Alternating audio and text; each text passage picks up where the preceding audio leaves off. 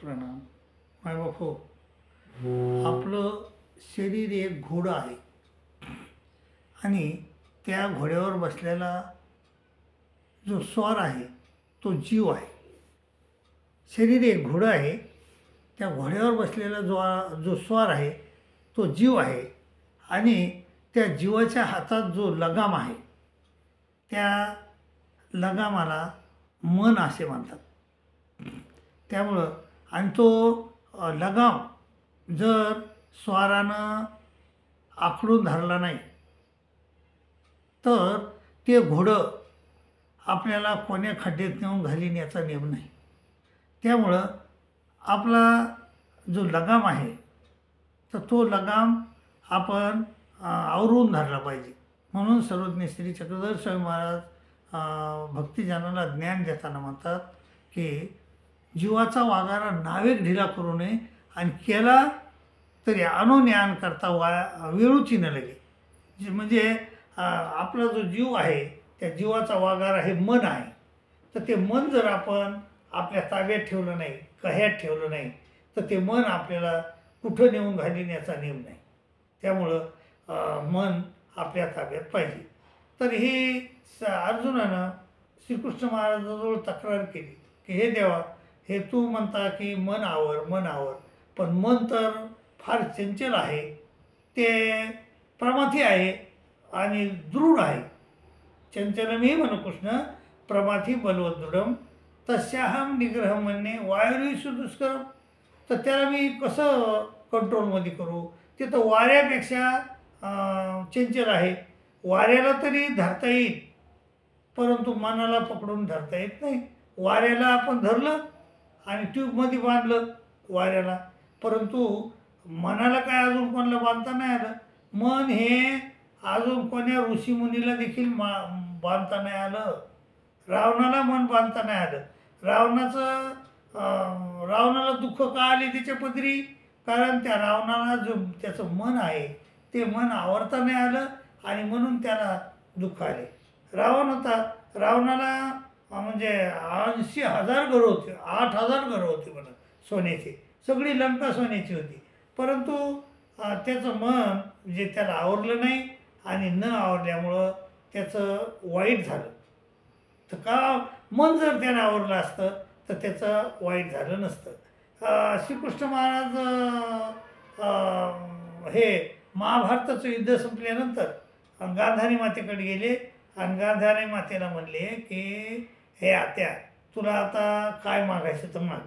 ती बाई गांधारी मातेला श्रीकृष्ण महाराजाचा राग आलेला होता. तिचं म्हणणं होतं की जे माझे मुलं मारले ते फक्त श्रीकृष्ण महाराज कारणीभूत आहेत. त्या श्रीकृष्ण महाराज त्याला कारणीभूत आहेत आणि असं तिला वाटत होतं. आणि तिनं काय केलं मग ते श्रीकृष्ण महाराजाला म्हणजे देता का मला वर? द्या म्हणे. देता असतं मग वचन द्या. मग ते म्हणजे घ्या वचन. मग वचन दिलं आणि त्या बाईनं काय मागितलं?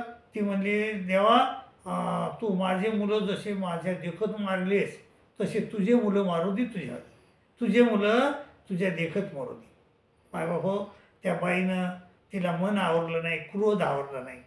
तिने जर मन आवरलं असतं आणि मन आवरून ती म्हणली असते देवा, आता मी ह्या संकटात ह्या संसारात फार फिरले, अनंत सृष्टी हिंडता आलो, देवा मी दमलो, असं जर म्हणले असते त्या आणि ते म्हणले असते देवा, आता मला ह्या संसार बंधनातून मुक्त कर, मला नको हे संसार आणि ह्या संसारातून मला मुक्त कर, तुझ्या स्वरूपी मला मिसळून घे, तर किती चांगलं झालं असतं मायबाप.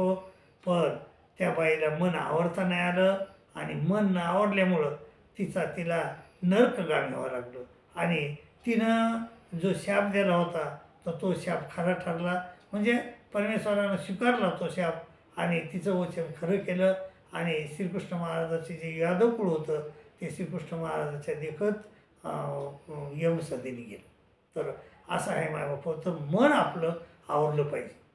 तर सहस्त्रार्जुन नावाचा राजा होता. त्या सहस्त्रार्जुन राजानं दत्तात्रय महाराजाचं तप केलं, तर म्हणजे सेवा केली आणि दत्तात्रय महाराज त्याच्यावर प्रसन्न झाले आणि त्याला 1000 हाताचं बळ दिलं आणि त्रैलोक्याचं राज्य दिलं.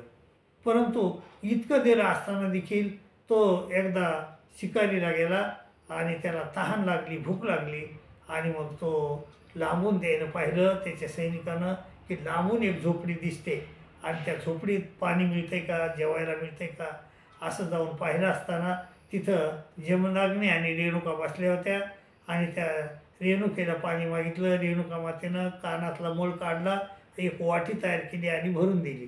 त्या सैनिक म्हणले एवढ्यानं काय होणार आहे? ते म्हणले होऊन जाते, तुम्ही जा. आणि मग ती वाटी जाताना फुटली, एक तळं झालं आणि मग आता पाणी सगळे पेले, हत्ती घोडे सगळे पाणी पेले, परंतु भूक नाही गेली.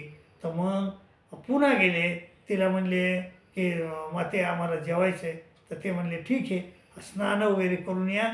आणि मग हे स्नान करून गेले आणि त्याच्याकडे एक कामधेनू नावाची गाय होती. त्या कामधेनूनं स्वयंपाक केला आणि तो इतका स्वादिष्ट स्वयंपाक होता की तो सहस्त्रार्जुनानं कधी तसा खाल्लेला नव्हता. आणि मग सहस्त्रार्जुनाला मोह झाला त्या गायीचा, ती गाय मला पाहिजे. तर ती गाय ते जमदग्नी म्हणले ही गाय आम्ही तुम्हाला देऊ शकत नाहीत. आणि मग ती गाय त्यानं दिली नाही. आणि मग त्यानं बळद धरून नेण्याचा प्रयत्न केला आणि ती गाय काही जायला तयार नाही. गाईला बी मारलं त्यानं, बाईला मारलं आणि त्या जमदग्नीला मारलं.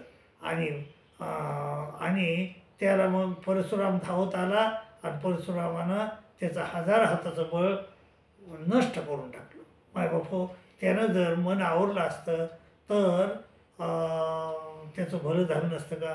तर मन हे महत्त्वाचं आहे आपलं, तर मन आवरलं पाहिजे. तर श्रीकृष्ण अर्जुनाचं प्रश्नच आहे तो की त्याची तक्रार आहे देवा, चंचली मी कृष्ण प्रमाथी बलोदृढम तस्याहम निग्रमण्ये वायुशरीरो सुदुष्करम. ते तर चंचल आहे, मी त्याचं नियमन कसं करू, त्याला ताब्यात कसा घेऊ? श्रीकृष्ण महाराजांना कबूल केलं. ते म्हणले अर्जुना असंशय महाभाहो मनो दुर्निग्रहम चलम. पण अभ्यास आहे ना तर काहून ते वैराग येण्याचं गुरु येते. बरोबर आहे अर्जुना, तुझं मन हे चंचल आहे आणि ते ताब्यात न येणार आहे, परंतु अभ्यास कर, प्रयत्न कर आणि वैरागी कर, ते तुझ्या ताब्यात येईल. म्हणून मायबापो, आपल्याला बी मन ताब्यात घ्यायचं आहे आणि आपलं भलं करून घ्यायचं आहे. तर मन हे ताब्यात घ्यायचं आणि प्रयत्न करायचा, वैराग्य करायचं आणि मनाला ताब्यात घ्यायचं आणि आपलं वाईट होऊ द्यायचं नाही. जर मन तुमच्या ताब्यात नसेल तर तुमचं वाईट व्हायला काहीच वेळ लागत नाही. त्यामुळं मायबापो, मन ताब्यात घ्या आणि आपलं भलं करून घ्या आणि ईश्वराचं चिंतन करा. आणि दुसरी गोष्ट, आपलं जे हे देवल ऑफिशियल ग्रुप आहे, तर ह्या ग्रुपला जर तुम्ही नवीन असताना यामध्ये तर या ग्रुपला सबस्क्राईब करा, लाईक करा, शेअर करा, अशी वारंवार विनंती करतो आणि इथंच थांबतो. दंडोत प्रणाम, दंडोत प्रणाम, दंडोत.